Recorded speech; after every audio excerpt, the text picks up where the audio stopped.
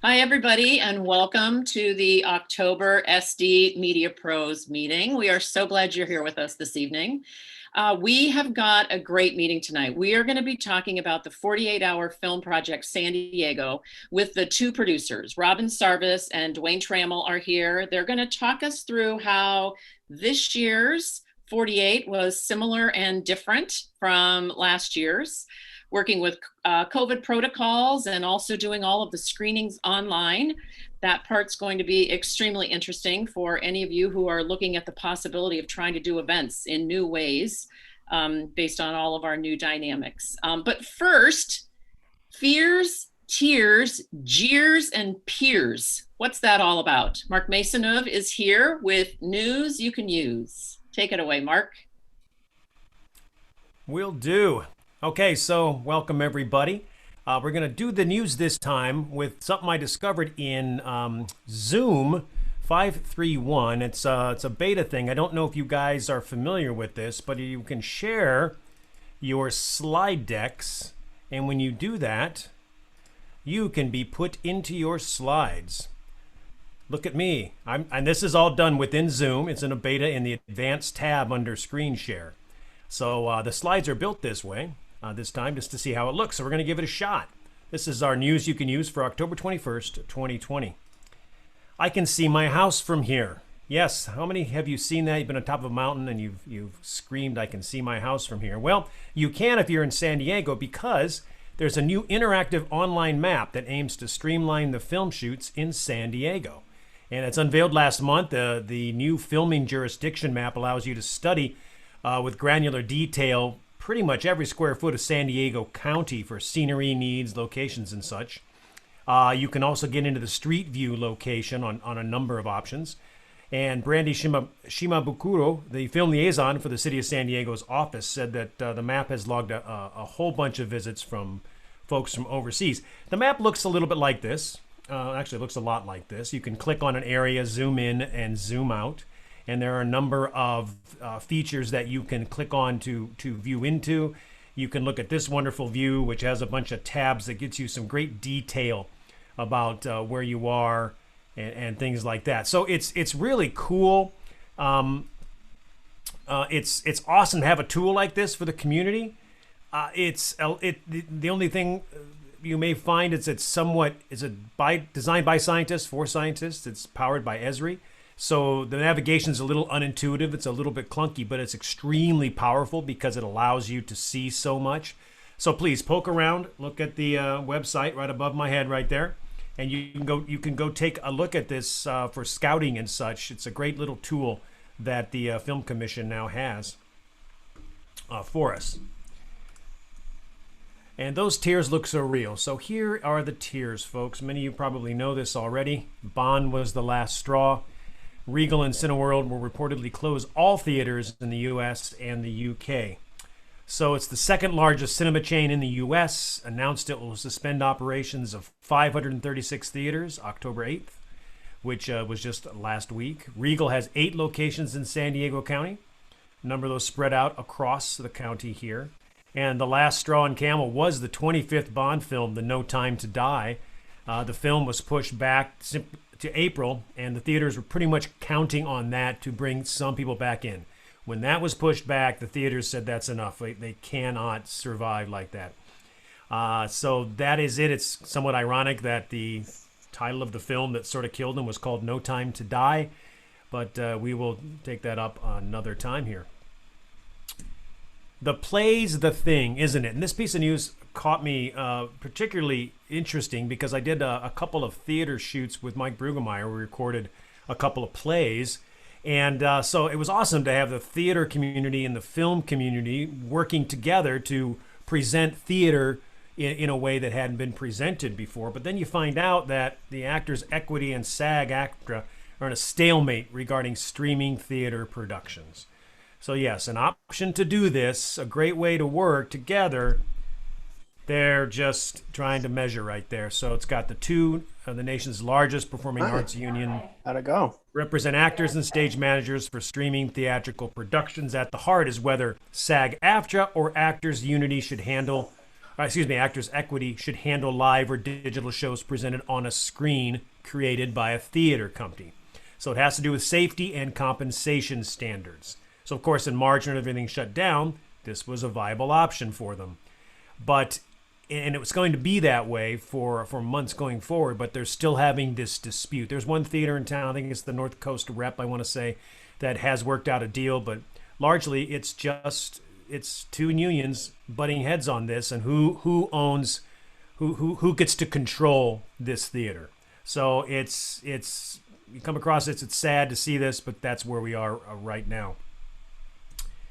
The king is dead, long live the king. We've heard this echoed many times. And this is a complicated topic. It's too complicated for the news, but I wanted to give you this site. I want you to look at this. Hollywood faces the hardest truth. Movies are no longer king. Take a picture of this. It'll also be on the San Diego Media Pros website. You want to read this. It's a great article about where the power has shifted, where power lives now in Hollywood. The idea of the studio system and the studios, and really who owns that and where it's all shifting. So it's a great read, very cerebral there to sort of see where Hollywood fits now and the big movies fit in production. It's a great little read. Whoa, I feel there's a barrier between us. And yes, there is. If you work for Matthews, it's called the Mass Shield Floppy from Matthews Studio Equipment. If you're interested in being as safe as you can on set, you get one of these 40 by 40 inch floppies. It's got durable optical clear vinyl, protects UV protection. The 40 by 40 size that we talked about a couple months ago fits in those hatchback vehicles, folds out to 40 by 80, and it fits standard grip gear. So you can flip this down, you can still talk to your camera guy, your sound guy, whatever you want, and have some measure of protection between you in addition to the masks or shooting indoors or outdoors. So that's an additional thing that you can get. I think it costs around $250 or so, maybe a little more. But for those interested in getting something like that, it now exists. And hey, it's a mini B&H. And I showed this to the buddies at UCSD the other day. So I was in Staples picking up some laminated copies of some COVID compliance paperwork. And at the end cap was this fine little thing. Sound, lights, video, and some grip gear being sold at Staples. There's a pop filter and a little mini microphone and a mini switcher hanging up there and some lighting and a way to rig some things. So right there, if you need something, you don't need to wait for B&H. Just run into Staples and pick yourself up a few of these fine items. We're now in Staples. There's also an entire half aisle of all the COVID stuff you can want for cleaning and signs and all kinds of interesting things. So Staples seems to have embraced this and are bringing it to you. So it was an interesting thing to see. And as for peers, ask your peers. This was interesting. Came across this the other day. When you're scouting, oftentimes you want to shoot in a home or a neat area, maybe a condo. And where do you find these things? You've got Airbnb or VBRO, but this is called PeerSpace. PeerSpace is the world's largest marketplace for hourly rentals of unique spaces for events, meetings, photo shoots, and media productions. And it's got like over 10,000 venues along with expert event support. And it is now in San Diego along with these other large cities. So you go on that site, you can search for these properties. There's an hourly price. It includes, you pick the number of days you want, number of hours you want, whatever. And it gives you a breakdown including cleaning costs and processing fees or such.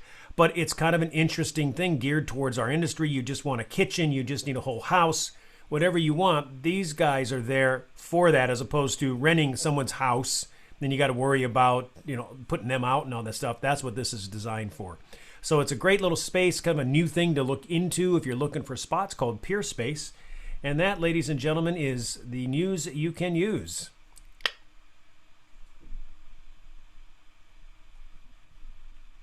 And it will be up on the website after the meeting, along with all the links that are in. And I'd like to thank, I want to thank Jeff Trober for being my backup. I was on a shoot and just came sliding in just under the tag right before the show. So there you go. Thank you, Great. Jeff. Yeah. Sure. Thank you, Mark. And since we have just a minute, tell us about the COVID protocols on that shoot. What were you doing specifically Wow. in terms of safety? Great question. I did some research, and the COVID compliance world is Wild West. There are no accepted protocols of what to particularly do for a COVID compliance officer on a set. You're kind of, there are guidelines that 6 feet distance, wear a mask, take your temperature, keep your hands, things but there's no protocol exactly how to do it, how many people you need to do it, how aggressive you need to be. It's very interesting. So my first experience as playing a CCO today was interesting. Just seeing that, checking everybody in, their temperatures, signing the forms, you got the paperwork, and then everybody goes in with the crew, and then you set up a little hygiene station so people can go and grab some stuff. You walk around every now and then, squirting their hands if they want some lotion or a little bit of disinfectant. Lunch, we preset lunch, so everybody's spot was already selected. All the food was already there, so they came in, they spread out, they weren't grabbing anything. Water was placed there. So it's a lot of things you have to just think about and how you do it. So making it up as you go along is not necessarily the right word I'm looking for, but it's sort of figuring it out your way through this. So it was interesting, certainly doing it, and look forward to maybe doing that again. I did find out today, though, also that a number of us have taken a class or taken a certificate from Safe Sets International, the free one. They now have a similar one, a level, I think it's called level B or level 2, that costs $45 or so, and that gets you probably a certificate similar to what Health Education Services does. So it seems to be more, it's becoming more and more prominent to do that. And to have that, we were shooting at the Museum of Art, and I was asked by their operating officer, is this a requirement? What's going on? What do you think? Does it have to happen? And, you're tied your hands and you're going, well, there's no law that says you have to have a COVID compliance officer. There are regulations when you have SAG-AFTRA, much more enforceable, much more prominent, but these are best practices, these are guidelines, and these are what companies are asking for, and this is what they want, and this is going forward what they need to have. So you're hoping that the companies embrace that and are able to do that. So that's kind of my report from the field. Thank you very much. Just wanted to tag on to what Mark just said. We have posted, David Rains found an article from No Film School, 6 things you need to know about when safeguarding your film set from COVID-19, how to come up with a union compliant COVID-19 safety protocol in the middle of the pandemic. Nice. That is on our COVID website, or our COVID page on our website. So that information is there. Thank you. Great. Well, and we continue to update that resources page as we can find new information. I know that I've been doing some attending of seminars that talked about what are they doing in New York City and what are they doing in New Jersey in terms of COVID compliance. I'm doing some research for a project I have coming up in New Mexico. Things there are completely different, especially in light of what's happening with their numbers. So we're going to continue to update that page with resources. So take a look at our website, which, by the way, has a new look. Jeff Trober is our webmaster, and we had been working on that for some time, he and Robin and I. And take a look. It's still a little bit of a work in progress. We're going to be adding some additional things, but we like the new look. So, but at this time, I think we're just shy after 6 o'clock. So I'm going to officially kick off this meeting, the October meeting for SD Media Pros. Thank you so much for being here. I'm Jane Hare. I'm the president of SDMP. And I'm here with, I think, almost our entire board of directors, but we'll get to that in a minute. Our program tonight is about the 48-hour film project San Diego.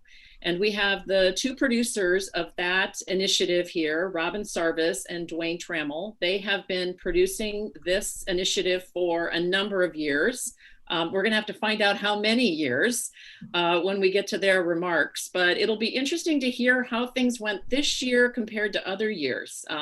Filmmaking in this environment, this new COVID environment, and then also how to do all of the screenings and other events. And Dwayne learned a lot about that, and he's going to share all of their best practices. I heard a preview of his remarks yesterday, and I think you're going to learn a lot about not not only the filmmaking process, but also about their playback process, which was pretty complicated. So in just a minute, we're going to get to Dwayne and Robin.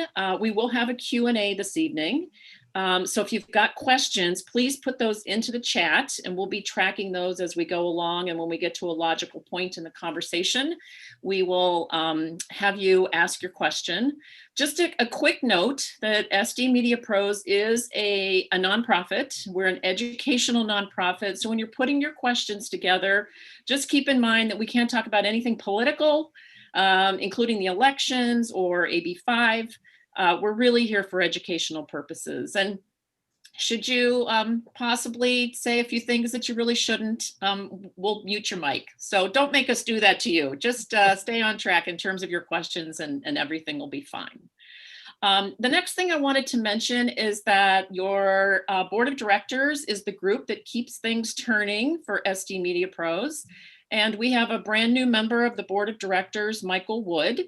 And this is his first meeting as a new member of our board of directors. And Michael, I wondered if you wanted to just say a few words and say hello. Yes, no, thank you, Jane. I appreciate it. I'm excited. I'm always in a space of learning, but as a Marine Corps veteran, I've been here in California since 1995. I grew up in the South, so this is a different space for me, but I've called it home for quite a few decades now. My background in the military had nothing to do with media production. It wasn't until I was working with wounded warriors and saw how that really gave them a path of a new career and a new excitement in life and a new purpose. And so for the last about 10 years, I've been in this space working right here in Vista, California, in North County. And so just helping vets get on set and learn the trade. And I'm here to connect my resources and bring more veterans into this organization, because I think San Diego is an amazing place to be and produce content for. So thank you. Absolutely. Thank you, Michael, for joining us. We are thrilled to have you and your expertise. It's going to be interesting to learn from you and your resources and contacts. So thank you for volunteering to our board of directors. Just a quick recognition for the rest of the board of directors. Robin Martin is our VP, and Bob Unger is our CEO. He's not with us tonight. He's in Alaska. Christine Gatlin is our secretary. Jeff Trober is our webmaster. Kevin Marty is our director of membership. David Rains is our technology expert. Mark Masonov, does news you can use. Tom Kinnaman is behind the scenes on all of these meetings, doing our streaming technology. Keith Metzman is our resident composer. I don't think he's with us tonight. And Rich Barville is our marketing person. So, whoops, I see Tom's pointing to somebody, but I don't have that view. All right, well, hello. And I'm glad you're here. You must have snuck in while we were doing the opening remarks. I snuck in during news. Oh, there you are. Yes, thank you. Well, we're eager to use some of your music at our next meeting, which is coming up in November, but I'm going to get to that in just a minute. I have a couple of other announcements, and then we're going to get right into the program. Back to the board of directors. We have some people who are terming out, and we have some who have been part of the board for a very long time and are changing to volunteer status instead of a member of the board. So if you have an interest in joining us, being part of what I think is the best media organization in San Diego, maybe in the Southern California, we would love to talk to you about your interest, and you can reach me at president@sdmediapros.org or Robin at vp@sdmediapros.org. And that information's on our website, so it's probably easier to find there. And then just a couple notes about what's coming up. We already have our meeting planned for November. I'm calling it Castaway. We are going to talk with casting directors and talent agents on November 18th. And then looking ahead, we always have a holiday gathering in December. And this year we are going to do that via Zoom. So find your ugly sweater, decorate your Zoom background, do whatever you'd like. That's going to be on Wednesday, December 16th. Of course, all this information will be in our newsletter and on the website, but we are going to have a few prizes to give away. We haven't been able to do Crapple in a while, so we'll have some prizes and it's really going to be fun. But I think that is all of my announcements. And with that, I'm going to turn it over to Robin Martin, our Vice President. He planned tonight's meeting, and I'll let him do the introductions for our speakers, and we'll take it away. So thank you, and go ahead, Robin. Great. Thank you very much, Jane. I have the pleasure tonight of guiding this conversation with the producers of the San Diego 48-Hour Film Project, longtime producers. I'm going to ask them to kind of speak to that a little bit as we go and introduce themselves. The goal for tonight is, for those of you that are maybe not filmmakers and maybe sitting there thinking, how does this apply to what I do in video production? We're going to try to kind of make some of those connections for you, and also talk about what it was like this year. Obviously, we're all dealing with changes to our lives and due to COVID, and so that has obviously affected the 48-Hour Film Project. And Robin and Dwayne, being the innovative, imaginative folks that they are, have come up with some great solutions to keep this film project going in 2020 and not, just skip a year. It's not canceled. We're going to try to do it. So I want to get into that a little bit. So let's go to Robin and Dwayne here. And if you would, starting with Dwayne, because I want to say you were the original, or you've been the producer longer, I should say, here in town. Is that correct? So if you would just give us a quick timeline on sort of when you started producing and how you got into it, if you would. Okay, sure. I'll take the second part first, which is how I got into it. I found out about the 48-Hour Film Project in 2005, and I did a short film, which with the really ungainly title of Superhero Form 3254-A. And it was about a superhero who wanted to retire, but was not able to until he designated his replacement according to government regulations. I did this right after I graduated from San Diego State Television, Film, and New Media program, and just by chance managed to get Stu Siegel Productions, the whole back lot, wardrobe, props, show vehicles, sound stage, everything that I wanted for free. And it was great experience. I did it again in 2007. That film in 2005 was runner-up to best film. And then in 2007, I did another one called Detonate, and it was about a spy that was trying to build a dirty radioactive bomb to set off on a building top downtown, and a agent that was trying to stop him. And that one was also runner-up to best film. And then in 2008, I didn't do one, but at the very end of the 2008 season, they sent out an email saying they were looking for a new producer for San Diego. And I thought, this would be a great opportunity, to build my resume. And so I wrote a really long email outlining everything I liked and did not like about how the 48 was being produced in San Diego. And 3 days later, they called me up. I had a telephone interview with their director of operations. And about a week later, he called me up and offered me the contract to produce San Diego. So that was in 2009. 2009, I produced it by myself. The first filmmaker that I met was Mike Brueggemeyer. And he helped me out. I was trying to set up the whole studio. We were at Ultrastar Theater, Hazard Center. I was trying to set up everything by myself. And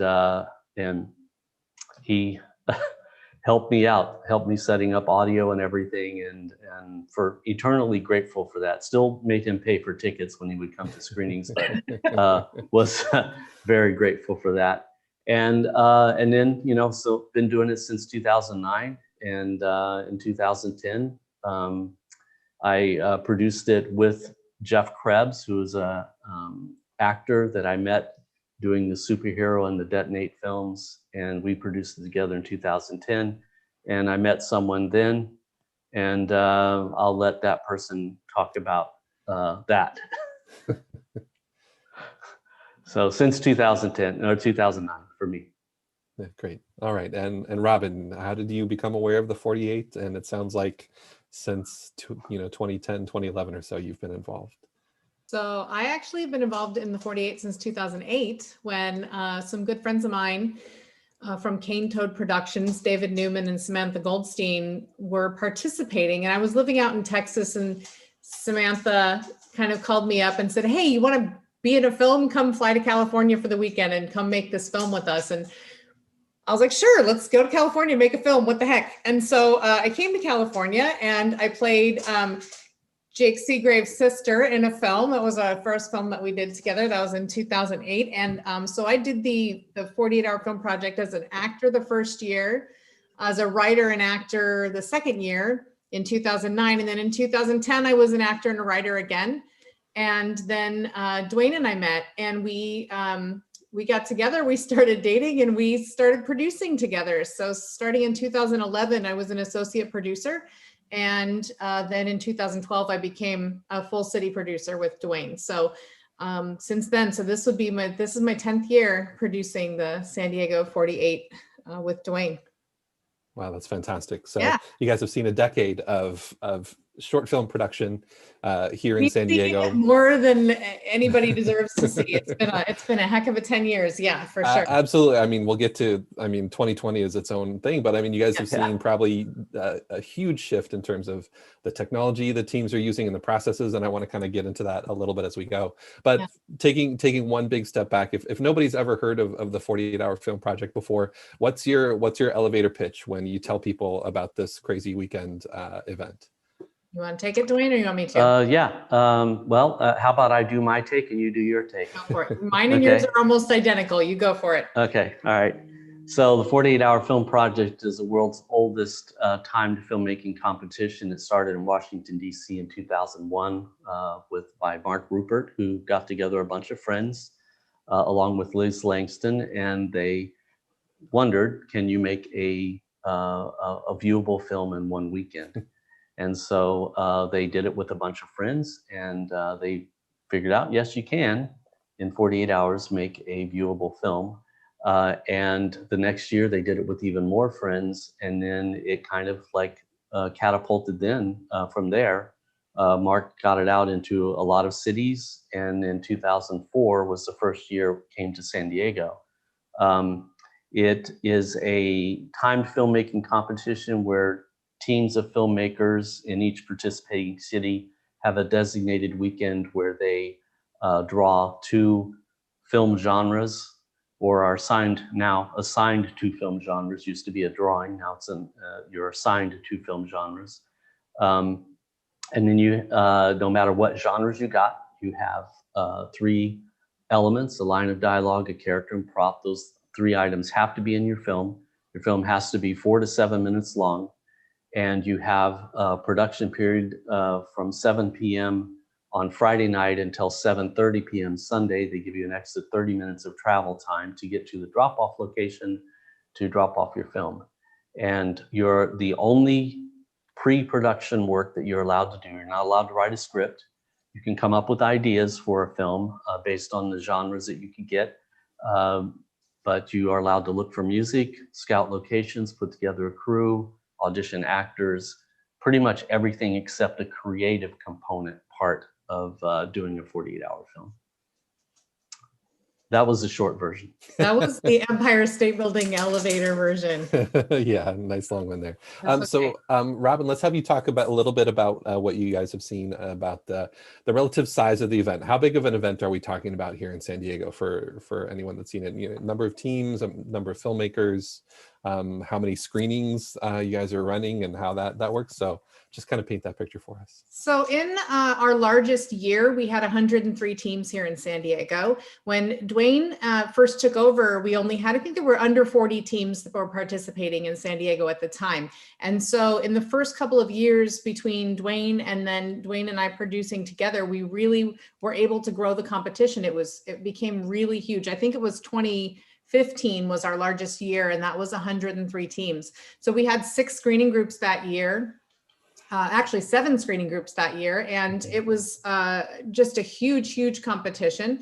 Since then, I think a lot of what we see year to year is filmmakers collaborating. So it may have been separate teams certain years, but then filmmakers meet each other, and we try so hard to build a community among the filmmakers that they collaborate together and they kind of combine efforts. So we saw some registrations drop, but equal amounts of filmmakers, right, Dwayne? Like we had people that were collaborating and coming together. This year is an anomaly. I don't think you can really say the numbers this year are indicative of anything with regard to the enthusiasm of filmmakers. I think it just speaks to people's time, their energy, their mental energy, their financial situations. I think this year is a complete anomaly with regard to that. This year we had 29 teams. Most of the cities around the world are seeing about a third of their total teams, between a quarter and a third of their total normal teams sign up. And we're no different. I mean, it just is what it is this year. But what we have seen is just still the amazing support of filmmakers for each other. And I think that's one of the coolest parts of this for us, is not only watching the number of teams grow, and number of teams is great, but it's been the collaboration between the filmmakers, the networking, the support.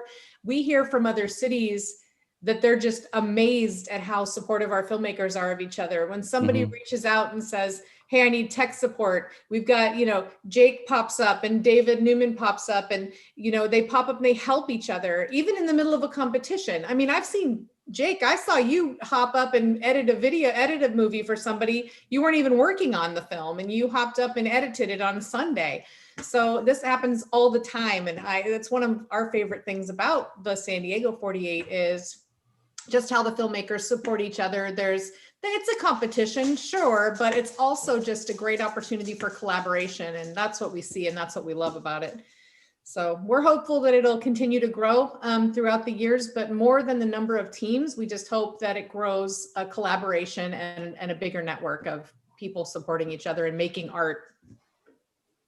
Right.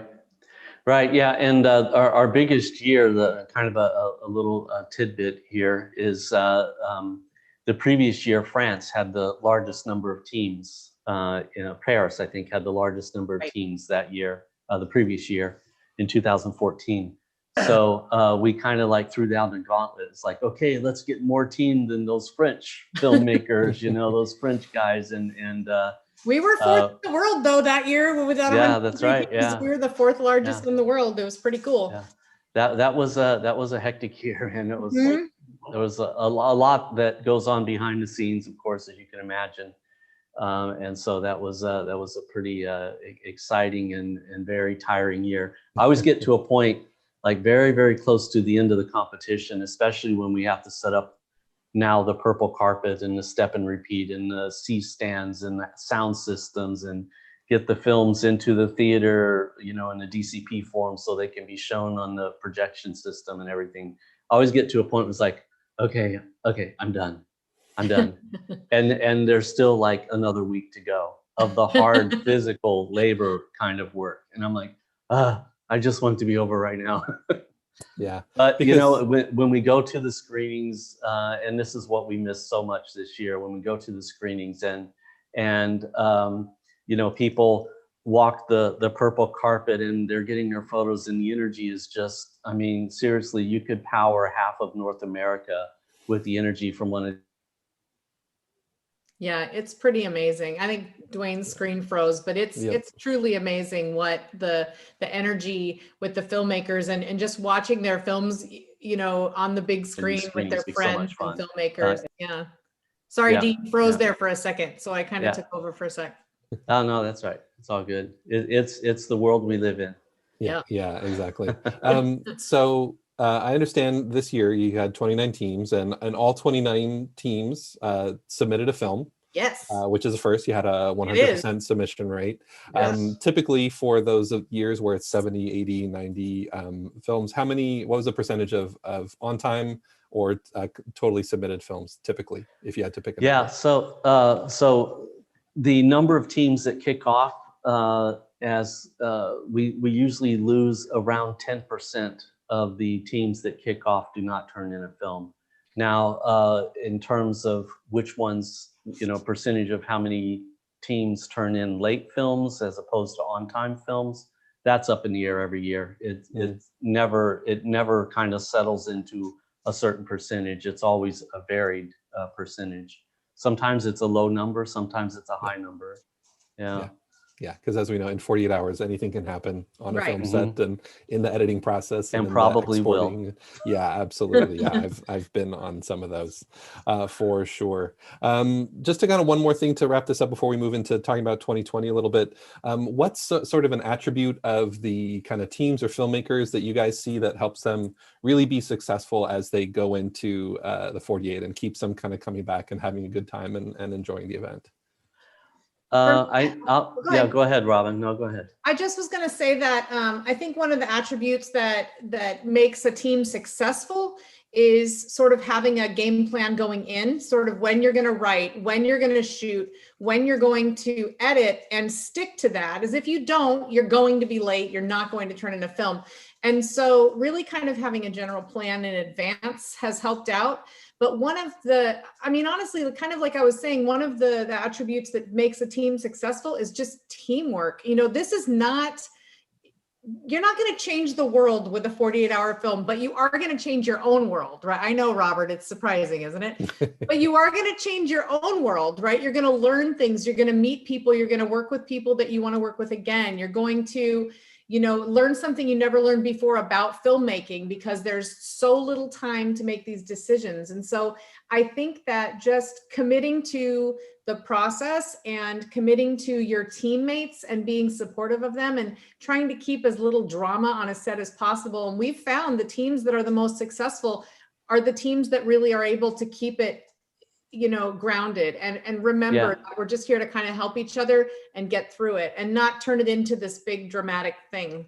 Right. Yeah, I was going to say that the teams that have the most fun are the teams that are not in it to win it, but in it to they're playing to play, and for the challenge of making a film in 48 hours. Right.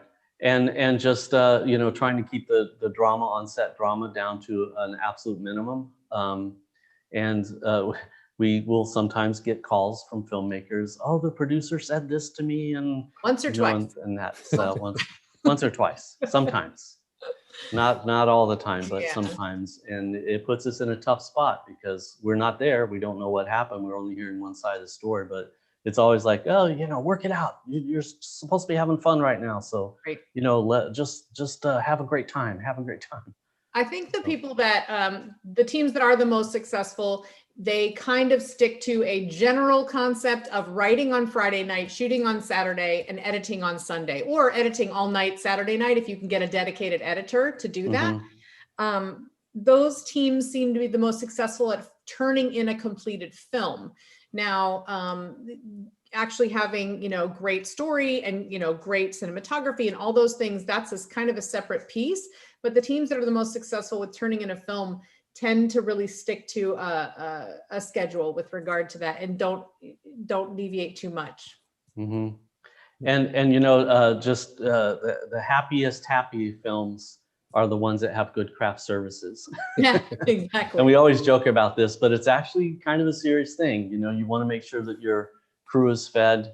JT, I mean, you know about like craft services on sets and stuff. So you know that if you're working on a film and you know, your dinner is like a really heavy pizza, that you really don't get a whole lot done after that.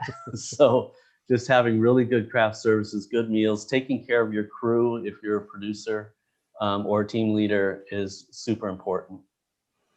Yep, and plenty of caffeine and Red Bull and whatever else on hand too for those late nights. My single biggest expense when I did my first 48-hour film, and this was the one at Stu Siegel, my single biggest expense was I have a friend who had a coffee cart, and he brought his coffee cart to set. And right as we were wrapping, we had this huge spread of food, and he was making any kind of coffee, espresso or, you know, a Mexican mocha or latte, whatever you wanted. And people were like, I spoke several times after that for a few years at San Diego State at the Advanced Film class, and people would come up and like, "Are you the guy that had the coffee cart on your set?" I'm like, "Yeah." And they're like, "Oh my God, that's the coolest thing." So it was well worth it. And it was only $500, but it was well worth the money. Yeah. Nice. Well, let's shift gears a bit and talk about this year and the unique challenges that you guys had on the producing side, as well as what filmmakers had to do. So, if you would spend a couple minutes talking about what were sort of the restrictions and the requirements that you guys put out there for teams that wanted to participate in this year's event. Very early on, the founder for the 48-hour film project, we started talking about this stuff in March from a corporate level. Very early on, we found out that we would be holding a completely virtual competition, and it wasn't optional to accept films in person or to do an in-person kickoff. We initially thought we might be able to do an in-person distanced kickoff, but pretty early on that switched. And so we knew we were going to have to do an all virtual kickoff. And we also knew we were going to be doing no in-person meet and greets. For Dwayne and I, that was really difficult because we love the meet and greets. We look forward to those. We hope the filmmakers look forward to them. We love getting together with the filmmakers. And so that's one of the ways that teams gather members, and we knew that that was going to be an issue this year. So we tried, and I think we were pretty successful using some live streaming. We had meetings, we had filmmakers from San Diego on, we had producers from LA on the live streams, just trying to keep people engaged. So that was a huge challenge for us in regards to recruitment. We couldn't meet people in person to talk to them about this. So it was definitely harder from that aspect.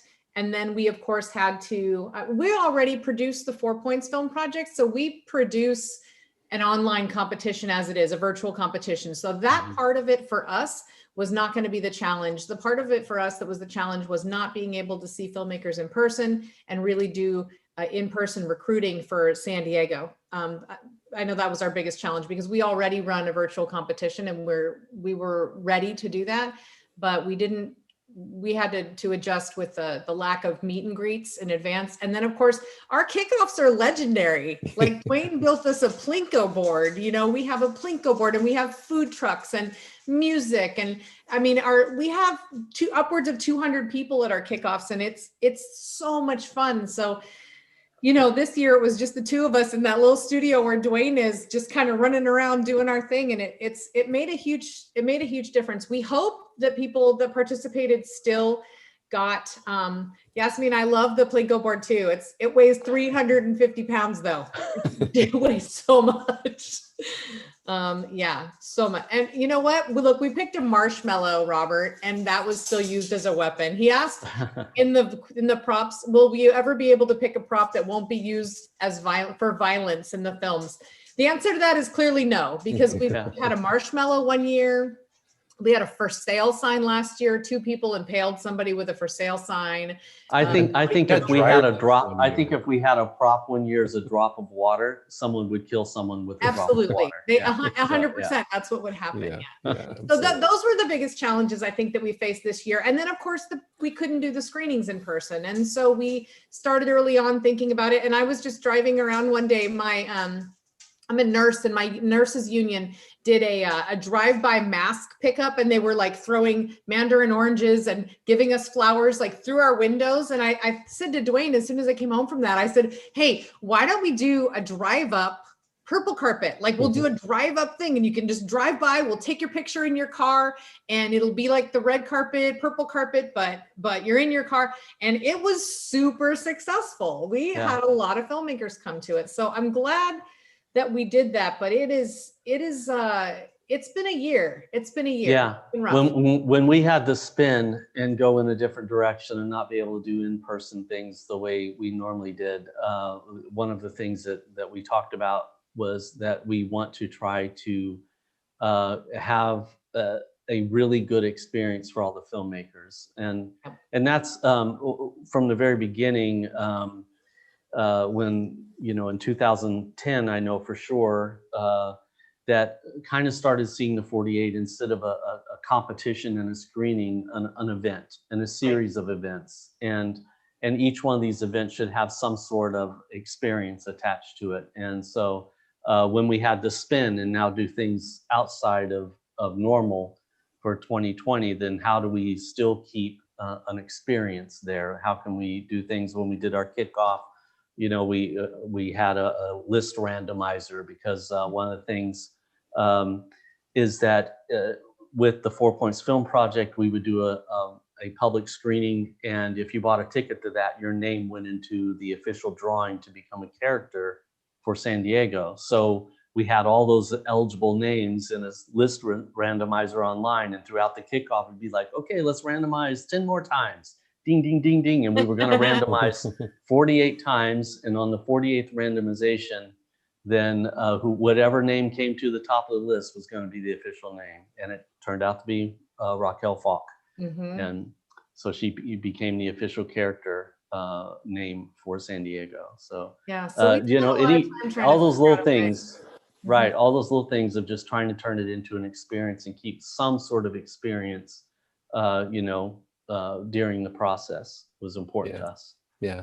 And I'm curious, what information did you guys share? I know I saw, as Mark referenced earlier, you guys referred to the Safe Sets materials, because that's a free course that all filmmakers could go through, didn't require additional costs. Was there any additional information from the 48-Hour Film Project, kind of the big national group, in terms of COVID protocols or any guidance for how to encourage filmmakers to go about participating safely that wanted to do so?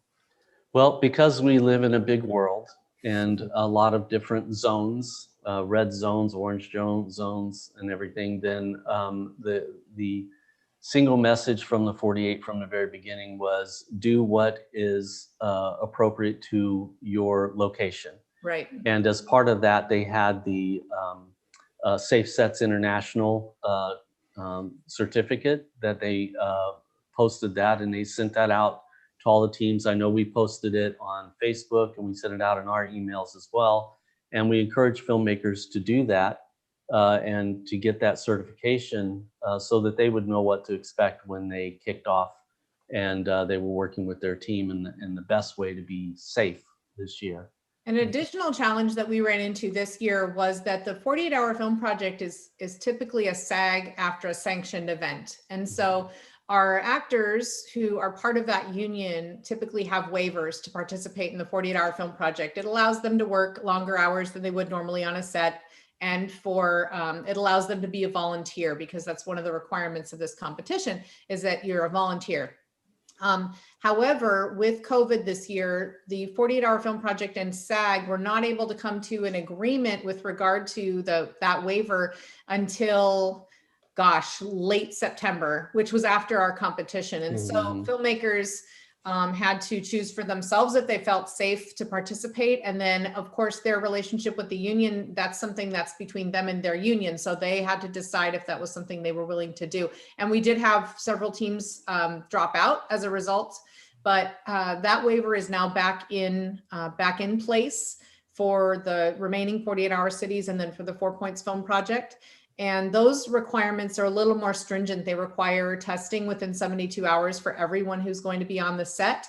And of course, hand washing stations and masks and social distancing and as everything else that would be in place with a safe set, a normal safe set, but it required testing in advance as well. The only caveat to that was if the SAG filmmaker was going to be filming in a completely separate location and alone, because a lot of teams did a remote type of thing where they filmed by themselves, they were not subject to testing if they were going to be by themselves in their own location filming. So that was another challenge we faced this year, because you know, we have a lot of SAG actors here in San Diego, and there were a few that did not participate or chose to take other roles on a team because they were not, we did not have that waiver available to us at the time of filming. Yeah, and that SAG, final SAG approval for the whole 48 came in, was like 3 days after our competition was over. It was legit. It was heartbreaking because there were a lot of teams, you know, we did a lot of SAG actors and SAG-AFTRA, and so it was heartbreaking. Right. It really was. That was that, and that, I think we've said, and I think probably all of us have said 9 million times, well, it's 2020. What are you going to do? And that's Right. exactly how we felt about it. We were like, well, it's just another thing, that we're dealing with. And ultimately, we're just trying to make it through just like everybody else. And we're doing okay. But yeah, that was definitely another challenge that we dealt with. Well, I think now would be a great time to bring in a couple filmmakers who participated this year for them to talk a little bit about their experience. And then I want to come back to Robin and Dwayne, and you guys talk about how films were submitted and then your screening events and the best of process that you guys went through with that. So I'm going to bring Jake Seagraves and Yasmin Preciado into the conversation here. So hi guys, you can unmute and turn on your video if you're ready. So let's start with Jake first. And just have you talk a little bit about your previous experience with the 48s, and then sort of how your team, how you approached this year's competition. Okay, so yeah, previously, I first got involved in 2006 with Cane Toad Productions, David Newman. I was applying for a job at Cineform, the compression company, and part of the application was showing them some work that I had done. So I showed them a little video I made, and this group of people at Cineform participated in the 48-hour film project, and they thought that after seeing what I made, they thought, like I heard them was, hey, he'd be great for the 48-hour film project.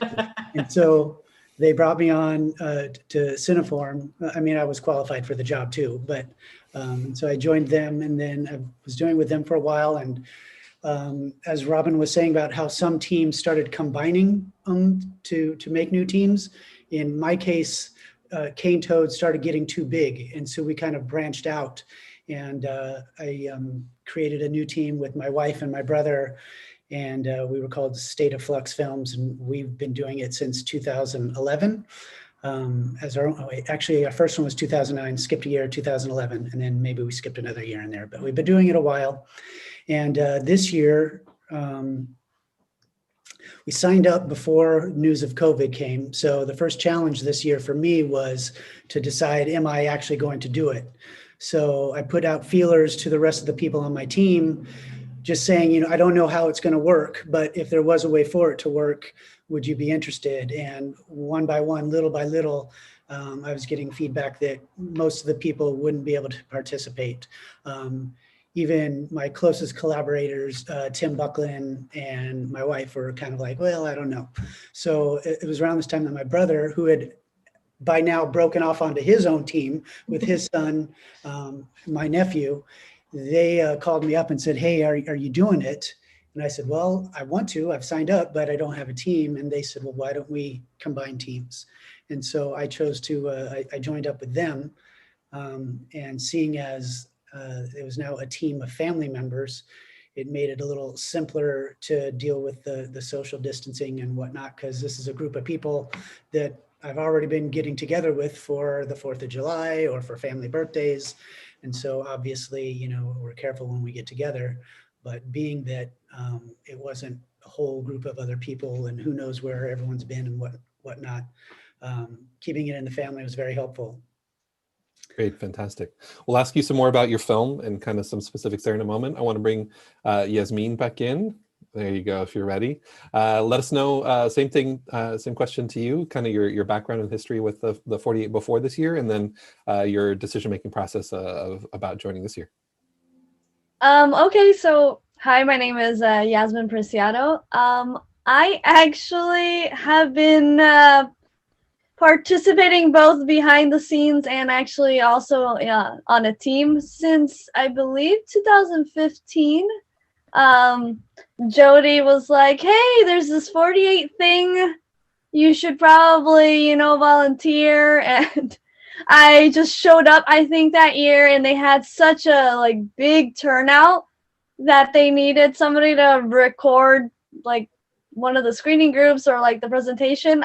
And after that, I really loved it. I loved seeing other people's films and teams. And so then I decided to partake in the filmmaking. I loved, putting together the team. I'm always very excited, as Robin said, the meet and greets and really networking and meeting other filmmakers here in San Diego. I think it's always a really great time. They're really big. Like the drop-offs are really nice. We're all very supportive of each other. We all try to make sure everybody gets their film in and like really see everybody at the finish line. That's always great. As far as this year, I actually was not going to participate in the 48 because of, all the stuff going on, and like I'm a teacher as well, so I was doing like online teaching, and there's a lot of stuff, and chaotic online virtual teaching. But I was approached by Jordan Jacobo, who was really excited about putting together his first team, and so he approached me to produce, and I was like, sure, but like we're gonna have a good time, we're gonna have fun. I am always a big proponent of like the easier the better, the funner for people. Like we just gotta get it, have fun making a film and just deliver it, zero drama. So I'm very, very excited.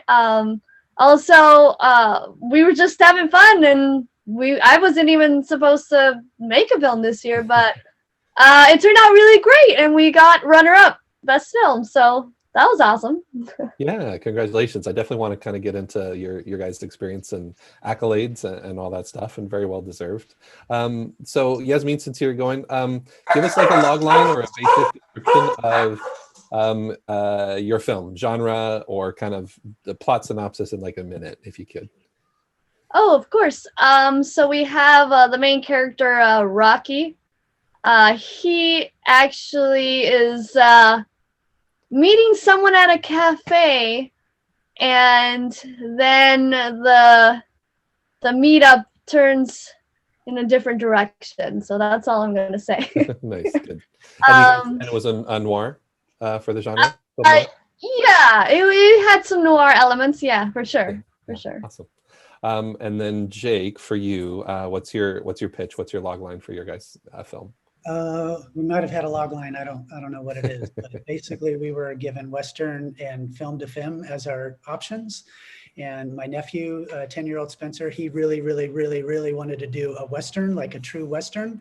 But we also really wanted his sister, Kaya, to be integral to the film. And the fact that we got film to film worked out. And so the way it worked is we had these two boys struggling and insisting in the film itself, the storyline, them insisting it's a Western, yet here's this other character, this young girl who's trying to solve a problem for them, insisting that this is a film to film. So it's kind of just subtly done in the story, but so that's just kind of how it works. I don't know if that's not a log line, but that's kind of how it went. No, just so people have a sense of your film for kind of the rest of the conversation. That's great. So since you both have participated for a number of years now, what was your experience this year? What was different? What was good? What was harder than you expected? What was easier than you expected this go round? Okay, for our part, for me, collaborating with a 10-year-old boy who really, really wanted to have his way, and then realizing that he's dealing with a 51-year-old man who really, really wants to have it his way. So me having to accept the fact that I've got to listen to him if I want him to listen to me. So that was the first thing to deal with. And then location-wise, obviously, we couldn't go, to a bunch of places we normally would. We heard about this Western town that you could rent or use. We thought about that for a half a second. And then we just came up with an idea that we can do that only involved my brother's house, my sister's house, and then an outdoor canyon area. So location-wise, that's one area that we really simplified because we had to this year. And as far as the COVID situation, that's the only thing I can think of, for that. Yeah. All right, and for Yasmin, same question to you. What were your adjustments this year going in? One of the biggest adjustments was obviously being safe on set, and really, really grateful that Robin and Dwayne put that up and really addressed it. And I had already done the certification for Safety Set International. due to other films we were making this year. So I really, really decided to make that, a priority, and made our entire crew, which was only 5 people, take the certification and really take it seriously. I think that was one of the biggest challenges. I don't think they thought that I was really serious about it. I think they were just like, yeah, whatever. And then when we got on set, like I was like really strict on it, and it was hard because they were like they didn't think I was serious about it, but we had our own little hand sanitizing station. We had like masks in case somebody didn't bring their masks. And I really, really took on a lot of the rules that Robin and Dwayne had posted beforehand. And I think that challenge was just trying to keep everyone like safe and like at a distance, since we hadn't seen each other for a while, and just trying to keep everybody safe. As far as anything else goes, no, we had a really great time. Good, fantastic. For Jake, you guys won a number of awards. So there are judges that review all the films, all the on-time eligible films for the 48, and you were lucky enough to win a number of awards this year. Editing, sound design, I believe. What else, Jake? Cinematography, editing, sound design, best musical score. We won best use of character. That's right. And we tied with another team for best use of the prop. And we also were second runner-up for audience choice in our group. I will point out that there were 3 first runner-ups, so just a little further down, but still Sure. we'll take it. Yeah. So Yeah. 7. No, fantastic and very well deserved. The film was very well put together, and a great creative use of the requirements of the film. What are some of the things that you tried or that you that were different this year that you think you would want to continue doing going forward, whether or not there are still sort of these kind of pandemic restrictions for future 48s?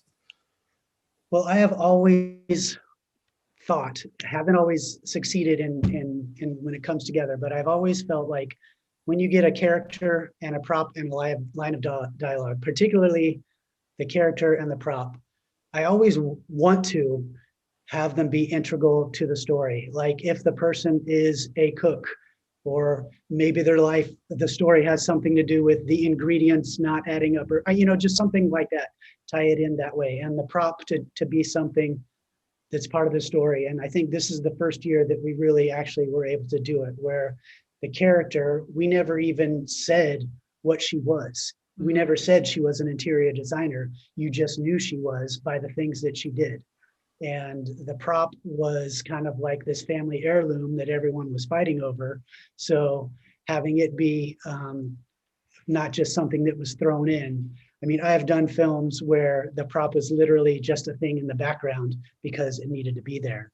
And I have seen films where the character is literally mentioned and says, "Hi, I'm so-and-so, a such and such," in the first scene. And that's all that is ever referenced about, what this person does for a living, right, and who they are. And to me, I mean, I know sometimes you have to do it, but I would prefer to not do that, because I think it's in the spirit of the competition to take the things that you're given and make your story around that. And when you don't do that, it makes you wonder if you're just doing the story you want to do, and it has nothing really to do with the elements that you're given. And so I want to continue to try doing that, because I feel like we actually finally did it this year. Yeah, and you guys did. I have seen a number of years of 48 films, and you guys did a great job integrating those in a very natural way and not forcing it. So well done, Jake. That's one of the things that Dwayne and I notice every year, that the teams that do really well are the teams that do that really take, like Jake said, the spirit of the competition. We must say that expression 10 plus times during the whole process, just because that's the whole point. Like we were saying earlier, you're not going to get rich off your 48-hour film. You're not going to, those types of things. But are you doing what the competition is meant to be, which is to take those elements and integrate them integrate them, my dogs, I'm sorry, integrate them into the film, right? And have a good time completing the project. The 48-hour film project is to take those elements and make a film out of them. So I agree with you wholeheartedly, Jake. And I think the teams that do the best, Dwayne and I agree on this every year, are the teams that really do that take that to heart and include those elements as part of their story. And don't just, I mean, we've had teams literally throw the prop away. When you say, oh, it's a throwaway prop, we've had teams pick it up, show it, and literally toss it off screen. And that's the extent of it. And that meets the letter of the law of the competition, but not the spirit. And we agree with you, Jake, on that. Yeah. Right. Yeah. We like to see teams that embrace the challenge. And, and we're always like, because we watch all the films, right? Robin and I, before, as we're getting them ready for the screenings. And when, as you said, Jake, they mention the character like in the first minute of the film, and then it spins off in a totally different direction. We're always like, okay, did they write their film ahead of time? Like, it's always like it always puts a big question mark in our mind. Like, as you said, did they already have a film that they wanted to make? Right. And they just threw those elements in. But the reality is that you can make a film anytime you want. You don't need the 48-hour film project to do that. So if you're going to do a 48-hour film, then it's to your benefit to embrace the challenge and to try to make the best film that you can with those challenges. Right. Yep. So speaking of kind of making the best film you can under those challenges, let's go back to Yasmin and talk about your film a little bit. As you mentioned, you guys were first runners up, which is fantastic. I believe you also won some other awards as well, writing and acting, if I'm not mistaken. We won best writing. We did not, I think, win best acting, but okay. Jordan was nominated. No, supporting actress was from Time Hole, and then the best actor and actress were from Lost Time. And we'll go to that film. A lot of good times. Johnny was nominated for best actor. So and Jordan was nominated as best actor. So they did have nominations. Yeah. Yes, we did have nominations, but we're very excited because some of our friends actually won best actor and actress. So that was really great. It's always really great to see your friends also be nominated and win. We're very excited. As far as our film goes, we just had a lot of fun, and we were, Jordan's such a great writer. He has participated in many 48s before. We really wanted to, make a nice script, something that would be fun. We weren't really going for the win or anything. Like as Robin said, like you're not gonna become rich. We just had a good time, and I really, I've won on previous other teams. When I was on Rich Varville's team, we've won best cinematography. We've done just a lot of fun projects for the 48. And from that, I learned, I really want the sweet spot. Like, 6 pages is good, and so.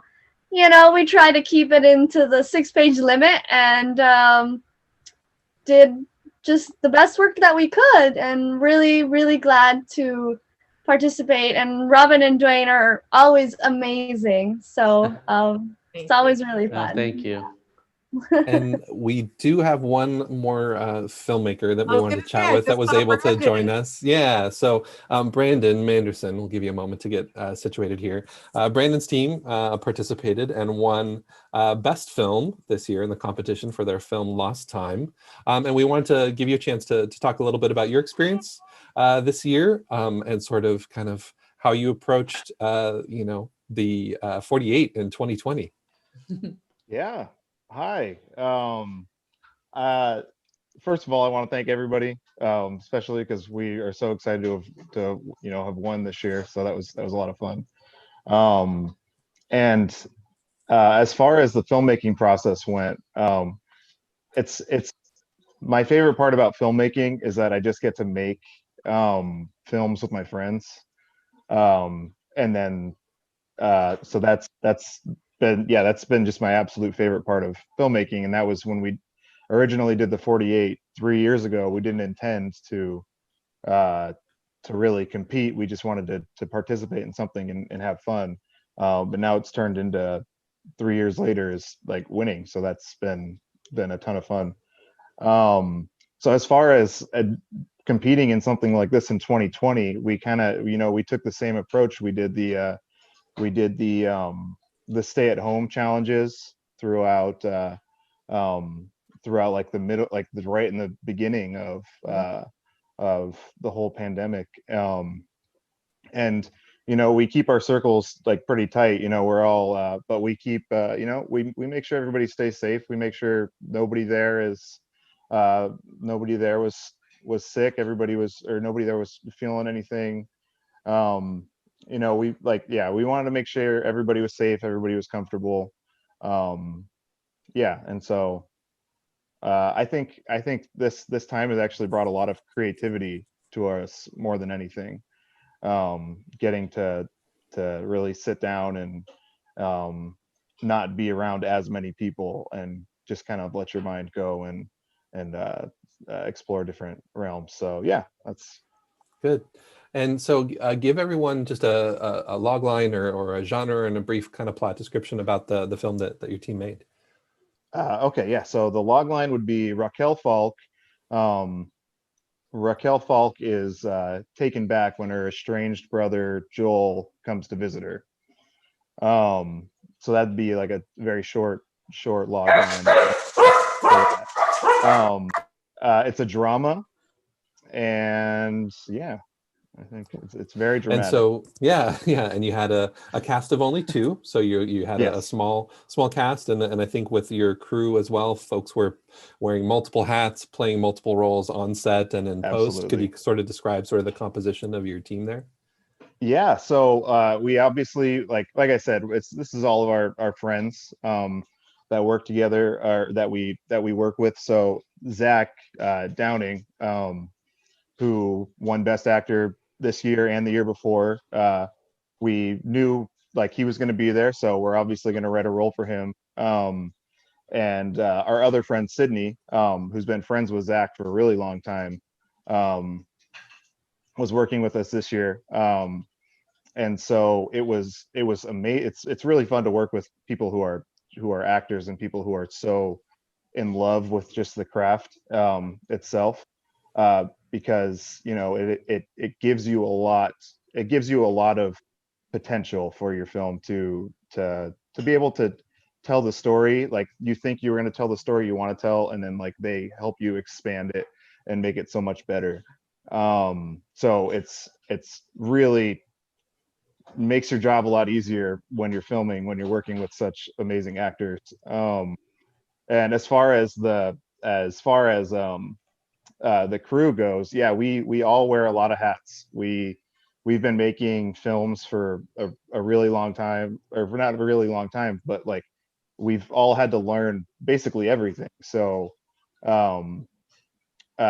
we do this constantly. Like we're always making short films. Last year we made a feature film, and the crew was just Christina Vasquez and I, with a couple of other people who would come in and help out. So yeah, it's always you never know what you're gonna do. And before we start the 48, I always ask people, I'm like, is there anything that you would want to do and be open to do before we get started this year? Because I want to let people get an opportunity to explore and stuff like that. When I got into filmmaking the first time, I had a friend basically like ask me, he's like, what do you want? Like, what is this you want to do like within film? And I said, I don't know. I kind of want to do everything. So he showed me everything, and I try to pass that along to everybody that I work with as well. Yeah, that's fantastic. I mean, it helps everybody learn the craft better, helps people explore different things and just get better, have a better sense of how to be a filmmaker. So I'm going to have one more question for you, Brandon, then we're going to go back to Dwayne and Robin and talk about sort of what happened after all the filmmaking was done and sort of the next steps of the competition. But sort of the last question for you, Brandon, is what new concept or what new technique or what new thing did you do this year in 2020 that you think you want to continue doing going forward? Being organized, being very organized helped out a lot this year. We competed we competed in the Global 48 earlier this year, and we didn't make our film in time. And that was frustrating for all of us. So we wanted to really make sure that I don't know. I think the main thing is keeping your story simple. It's very easy to get convoluted and to make sure and to like try and add as much as you want in, but I think a lot of the simple stories keep your you get right to the you jump right to the pace of it, or you jump right to the into the story, and you don't want to convolute it and add in a bunch of extra things, and we always get into that, and then we always trim the fat. So I think that's something that we've learned, especially this year, just making short films with smaller crews and less people, is that simplicity is always on top. Yeah. Awesome. Well, thank you, Brandon, Jake, and Yasmin. By all means, still hang around and chime in as we go through the rest of the conversation. But we're going to turn back to Dwayne and Robin now to talk about what happened after, that filmmaking competition. So in past years, folks have had to, burn their film onto a DVD or put it on a thumb drive. What does virtual submission of films look like for you guys, both for the 4 points and for this year for the 48? So the 48 headquarters, actually, I just want to just follow up with something Brandon said about it being making a very simple story. And one thing that I think filmmakers, especially 48 filmmakers, should keep in mind is that you can have a really great commercial that tells a really great story in 30 seconds. And that's something that I have mentioned before when we've talked with filmmakers, especially at meet and greets and stuff. Just to keep that in mind, you can have a great story in 30 seconds. So you don't have to do 20 pages of script and all this exposition. So the 48 headquarters, at the very beginning of this, they realized, we have to do something different. An interesting thing is that only about half of the cities that hold 48-hour competitions domestically actually did the 48-hour film project this year. Mm-hmm. About half of the cities did not do it this year. But one of the things that they were working on is how do we do, they talked with us because we would set up FTP folders for the 4 Points film project, because that was all virtual and a little bit problematic. We went with Film Freeway last year that worked a little bit better. So they were looking for some solution like that. And about the same time that they got a new webmaster named Wouter in Amsterdam.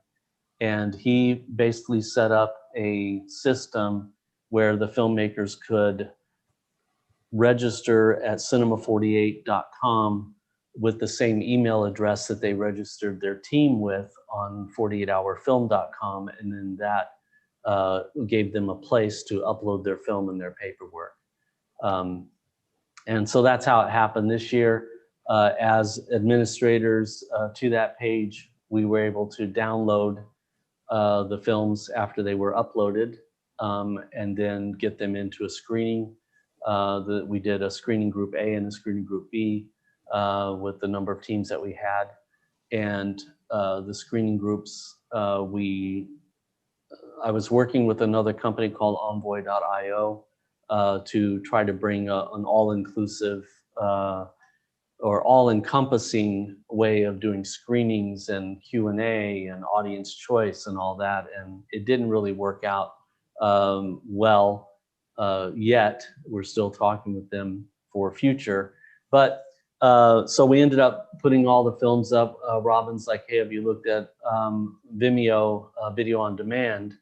And it was one that I hadn't looked at, and I went and looked at it. And by now our back was kind of up against the wall. We'd already delayed the screenings, waiting for this other system to come online with Envoy, and it wasn't really working in the timeline that we needed it. So fairly quickly, since I already had the screening groups built, it was pretty easy to upload them to Vimeo, figure out the video on demand, and screen the films that way. So, yeah. And then so audience choice was a Google form that you went through, and so we were able to look at the people who actually purchased a view. If you purchased a view on Vimeo Video on Demand, then that gave you an audience choice vote, and that was the only way that you could vote for your 3 favorite films. And so it was a mix of Vimeo and Video on Demand, and then we went with Eventive for the actual. Let's pause Yeah, sure. before we go to Eventive. A couple other things just for some context for folks. So under normal circumstances, you would have taken all those films that were submitted. You would create DCPs for projection, in one of the movie theaters in town. So what was it like from your perspective, having to put together, those kind of packages and testing and everything at a physical location versus going the online route? Yeah, believe it or not, it was really not that much different. The workflow was slightly different at the very end. Still had to put the films together into a screening group, and I wanted to add in, didn't want to just show the films, wanted to add in the Comic-Con inserts and the 48 trailer and all that stuff that we would normally have at a screening. So really the only thing was at the very end, not needing to render out a DCP and get that to the theater and get it tested there. And so, I mean, of course, that is half a day to do a single screening, right? To render out that big of a file as a DCP. A DCP, for just a little bit of context, is a digital cinema package. And it is the digital equivalent of a 24 frame per second film chain that runs through a digital projector as opposed to a physical projector where film is running through the projector. So it's the digital equivalent of that. And it's the industry standard for projection at theaters. And so we started doing that through many years ago. We started doing that actually, I think maybe the year before I became a San Diego producer. We were working with Cineform to do DCPs. Cineform was purchased by GoPro. So then GoPro became a sponsor with us and helping us do DCPs. And then they had a lot of cameras and software coming out, and they said, well, we can't do it this year. So I had to figure it out that year myself. So I've been doing it myself ever since. Great. And then also for the audience choice, you mentioned folks would go on an online form this year, kind of similar to what's happened in the past for the 4 points. But in previous years, how were you doing that? So Robin, you want to talk about that? I don't want to exclude you from the conversation here. Yeah. In previous years, we started out doing just a physical ballot that Dwayne had a little program, and we would punch in the numbers and it would tally as we went. And that was kind of cool. It took us about half hour, 45 minutes to tally all the votes. A couple years later, Dwayne bought us a Scantron machine, just like from the 80s. He bought us a Scantron machine. We had people fill out Scantrons in the audience, and we got it down to about 15 minutes. We could scan every ballot in a 500-seat theater in about 15 minutes. And then ultimately, we had a filmmaker approach us and offer to write us a program, an app that we could use for audience choice. And they were able to, Dwayne was able to include a specific code per ballot. And so there's only one vote per ballot, and it was digital. So you could vote on your phone or other, smart device like a tablet if you had one, I guess, but most people voted on their phones. And that was great because that was instant. So we could start seeing the results coming in instantly. As we were standing in the front of the theater, oftentimes during the Q&A, we would know automatically which film was, at least in the lead. We left it open and we always, waited for all the votes to come in, but it was cool seeing the votes come in real time. One thing I wanted to mention when Dwayne was talking about, going digital this year and the uploading of paperwork, Dwayne and I have been going to Filmapalooza, which is the international 48 competition. Every year we've gone almost every year for like the last, 8, 9, 10 years. And every year we're asking them for digital paperwork because every year we're sending them 2, 3 large boxes of paperwork, and we're just one little city. And we kept saying, look, we have to do this digitally. This is so environmentally irresponsible and so ridiculous. And it took this pandemic to get us, well, Dwayne and I have done electronic paperwork with the 4 points for a couple years now, but it took this pandemic to get them doing And we did it nationally. last year with Film Freeway, 48, except for the right. team leader agreement that they had. That's right. That's right. Yeah. And so now we're completely digital. And I like to think that all of our kvetching finally paid off, because finally now we have a completely online paperwork, and it's great. I mean, sure, there's storage associated with data, and I get that it's magic to me. I don't really understand how it works, but I assume it's something. But we don't have that paperwork any longer, and that to me was a huge win. Fantastic. Yeah. And I'm sure all those packets, all those producers that have to just collect a packet of papers Right. and hand it in at the drop off is just Yeah.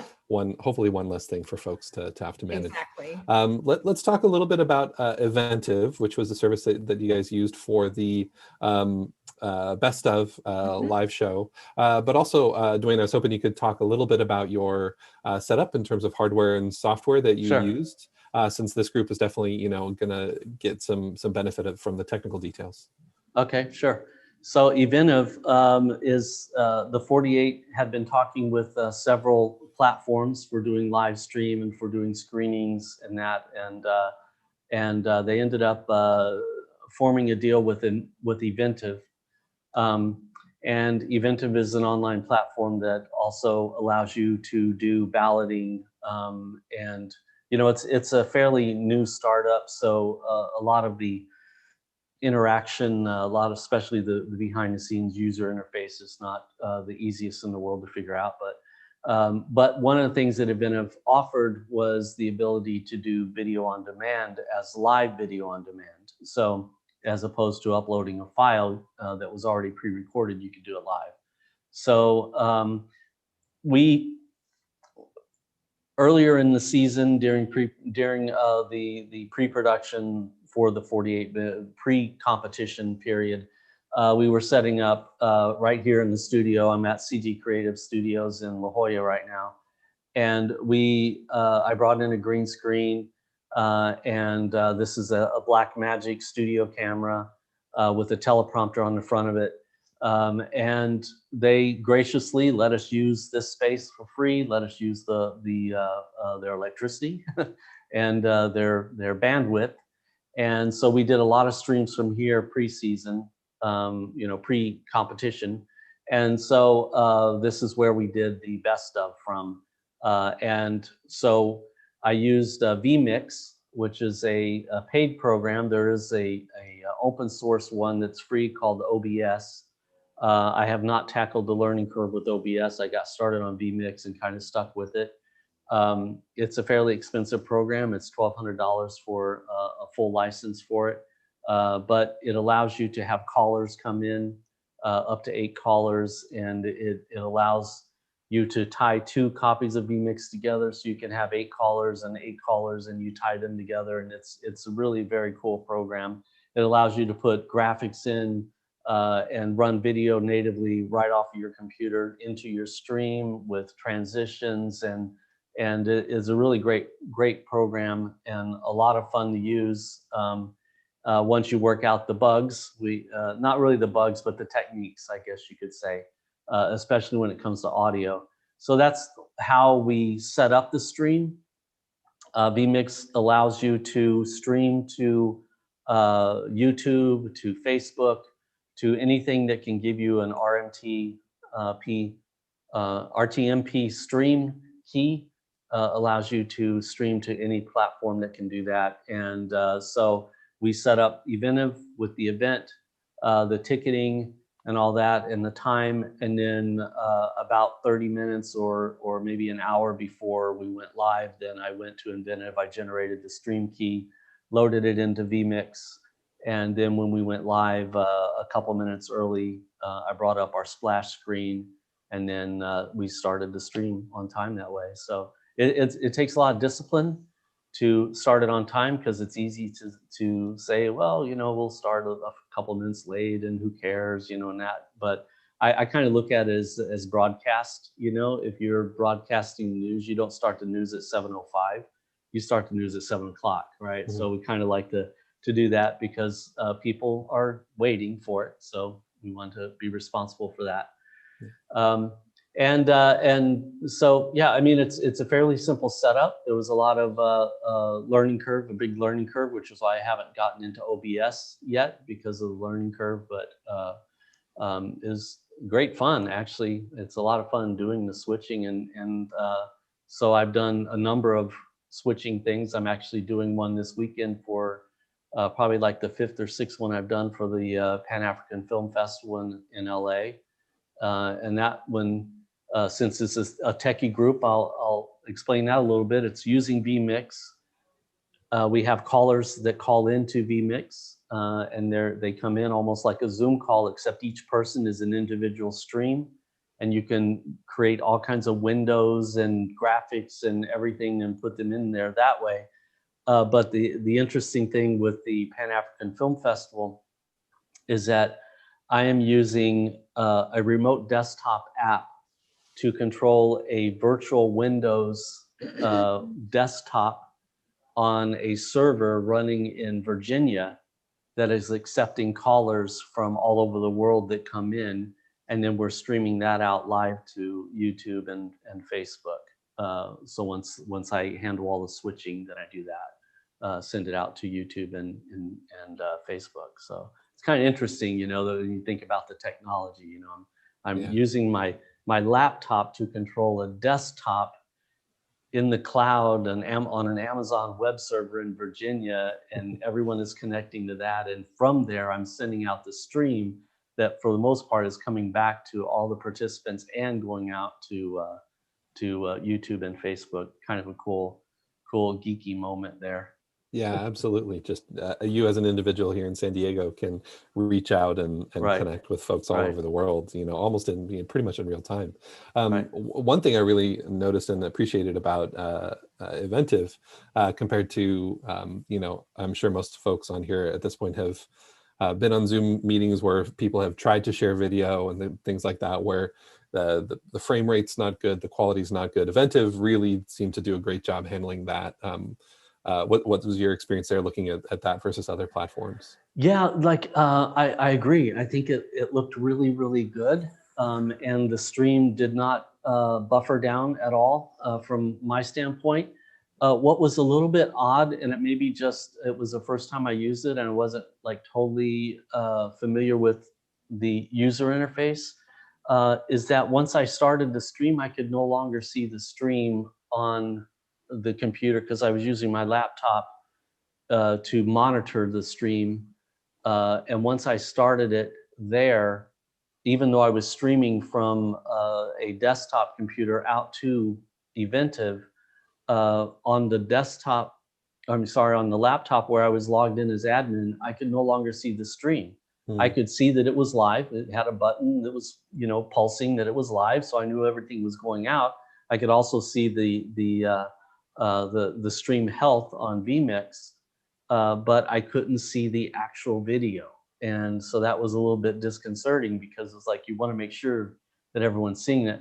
Now, Robin had logged in on her phone, so she was watching the stream on her phone. So we knew that a good stream was going out because that's, you kind of get cocooned, you know, we're both hosting the show. I'm switching and hosting the show. And so you don't have a whole lot of, you know, internal bandwidth to say, okay, now let's follow up on the chat. You kind of need another person to do that. You know, Robin, of course, was able to follow that and to follow up on the chats, but it's hard to do that when you're trying to switch the and show run the too. teleprompter. Don't forget I was running yeah. And then we loaded up. I actually wasn't going to do it. But then like 30 minutes before we went live, I'm like, okay, I got the teleprompter. All right, I'll go ahead and I'll see if I can get it done. And actually got it done in like 10 minutes, just because I'd done it so many times before, you know, it was pretty easy. Just pulling a Google Doc and loading it into the prompter and boom, you know, Yep. It was easy. And I would not want to do a show without a prompter. We talked about this yesterday when we were doing our tech run through, but yeah. Yeah, definitely it's helps too, keep you on track, keep you on pace, make sure you don't, overlook it any keeps you any looking at crucial the things. camera. Yep, absolutely. It's Yeah. hard to do this because I'm watching this, but I really need to look up there too. So Yeah, exactly. We're getting close to our wrap-up time of 7:30, so I have one final question for you two, and then I do want to, we can open up the mics for anybody that wants to ask a question that way instead of in the chat. But what is one thing from this year's experience that you can see yourselves taking forward into future years, assuming you will continue producing the 48 or other projects, whatever it might be in your future. But what's one thing that you think was good about 2020 that you could move forward with? I'll tell you this.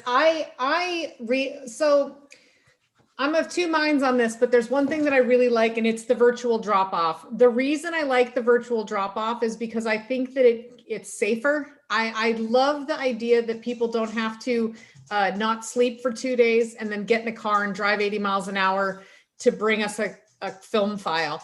What I don't love about the virtual drop off is that there's no drop off party, and that could not be more fun. And that's one of my favorite parts of the entire year for both of us. We love to have the drop off. We love the countdown in person and everybody's there and cheering each other on.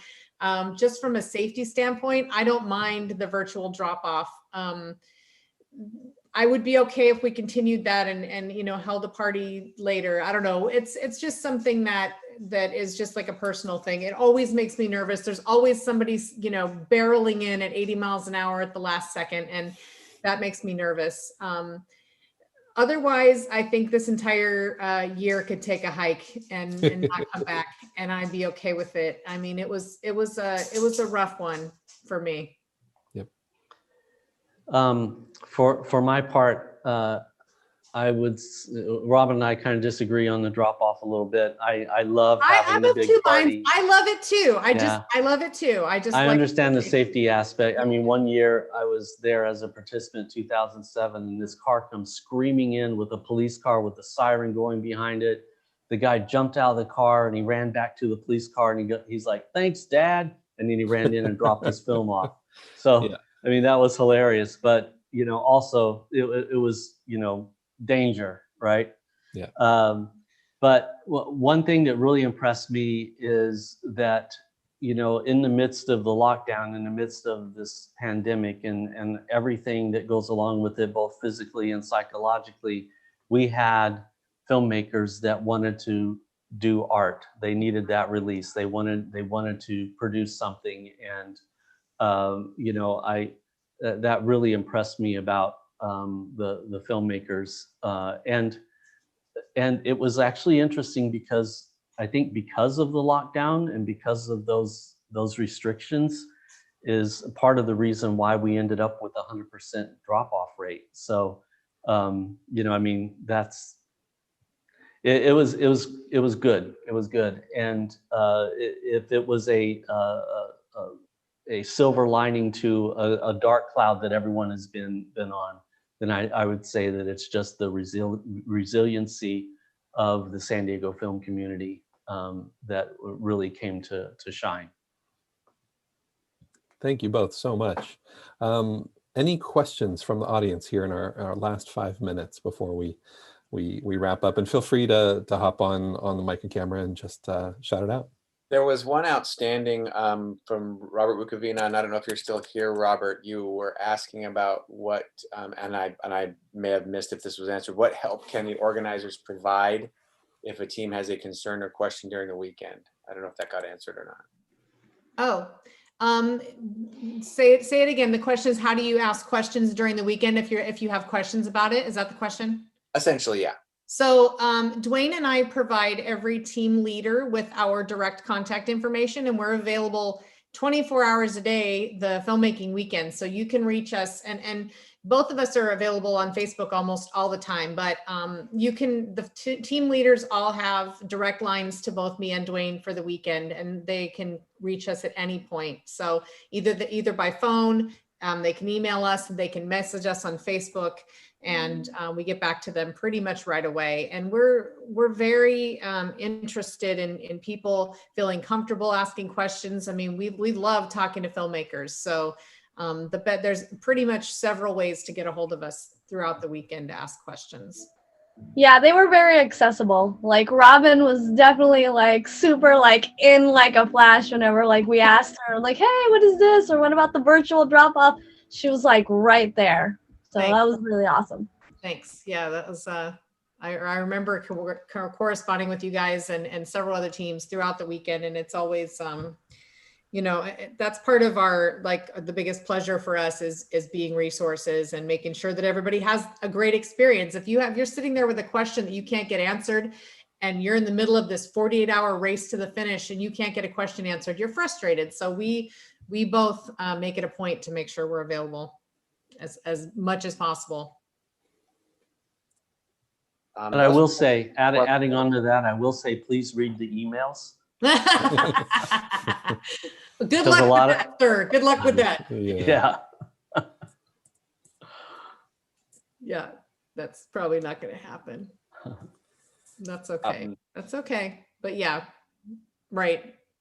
That's about the extent of the questions that were in the chat. So I don't know if anybody Got a couple more minutes. Yeah. Do you want me to, because I have the purple carpet drive-by, you want me to bring up some of those? Yeah, we could finish up with some photos of you know, happy filmmakers cruising through on the purple carpet in our last couple minutes here, and then we'll I'll just wrap it up. I'll just run through them real quick and bring them up with the screen share. This was so much fun. And the purple carpet is because the branding for the 48, right? Right. It's The purple and official gold. colors of the 48 are like a purple. They're a purple and then sort of a gold color. And several years ago, we had a red carpet, and which was also very cool, you know, very traditional, very Hollywood. And then Dwayne and I forget which one of us, but we just had this idea, let's go get a purple carpet. And we got one, and we love it. It's pretty cool. It looks really great every year. And the filmmakers seem to really enjoy it, and all the city producers were very envious of. We like to brag to them about what we do here in San Diego, because the founder of the 48 always uses San Diego as an example of how to do a 48. So we always like to throw out our ideas, and then they can all be envious of what we do here in San Diego. Brandon, who's sitting next to you? I have Christina Vasquez next to me. Oh, hi, Christina. Her wave. There she Hello is. guys, how are you? Good, good. How are you? Nice to see you. I could only see like your right shoulder for a second there. Now I can Oh, see. yeah. Okay, got it. There we go. Oh, Another there's- writer on our film. Very nice, very nice. Yeah. Super Give fun. me 1 second. There we go.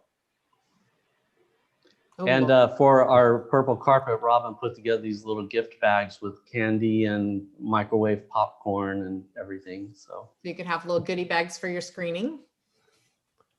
socially distant and safe.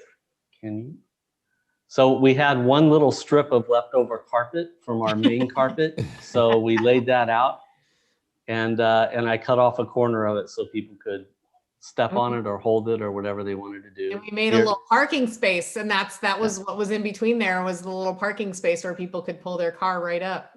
And here we are walking the purple carpet.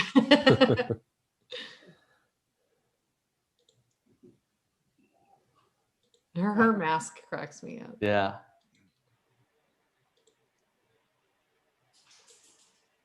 Yeah, 'Cause, some yeah, people came up, they opened the door and they just put their foot on the carpet. Because I will say, as somebody who's participated, and in here we see somebody really, you know, dressed up. The filmmakers really get into it for their red carpet. You know, this is their chance to kind of this may be as close to that Hollywood premiere red carpet experience that they may ever have as a filmmaker. So they really go for it, and so it's great to see you guys continuing that tradition this year. Well, and that was our goal, you know, with the less pictures of me. What's going on? Yeah, was kind of our goal with the premieres, is we wanted it to be as, you know, as Hollywood as possible. And that's why the two of us are always really dressed to the nines. And oh yeah, I saw you, Julianne. I saw you in the flower dress. We're always dressed to the nines, and we encourage filmmakers to, you know, to dress, and we we want them to have that experience with the paparazzi, getting their photos taken, and really just having a great experience on the red carpet, purple carpet, and getting to see their films. Fantastic. Marie, Well, Lynn, yeah. yep. So I think we're at time. If there aren't any other questions from the audience, I think I will just say thank you again to Jake and Yasmin and Brandon for joining us and sharing their experience this year, and a huge thank you to Robin and Dwayne for what you do every year in this. This is obviously a passion project for the two of you. This is not something that you probably get paid. This is not a career to do. This is you guys doing something because you love it, and your heart and soul shows up in this event every year. So thank you for saying that. Yeah, Thank you, Robin. Yeah, thank you very Thank much. you. And Robin, thank you both. Dwayne and Robin. And Well, with that, I'll Jane, just go jump ahead. in here quick and say I absolutely agree that I can see your passion, I can see your heart, I can see your volunteer spirit in all of this. And I moved to San Diego 6 years ago, and the 48 was one of those things that I became familiar with very quickly. And I think that's about marketing, but I think it's also just that people have such love and passion for it, and that drives participation and such good feeling. So thank you for being here tonight. This has been a really fun conversation. Just a quick reminder, our next meeting, November 18th, about casting, and then our holiday social on December 16th. We'll have all the details on the website and in the newsletter. But thank you so much for being here tonight for October's SD Media Pros meeting. Thank you, Robin, for doing such a great job and facilitating tonight's conversation. It was really interesting. And thank you, everybody, and good night. We'll see you next month. Good night. Night. Good night. Good night. Night. Good night. Thank you, Tom, for streaming, and to the Absolutely. rest of the board for all of your help.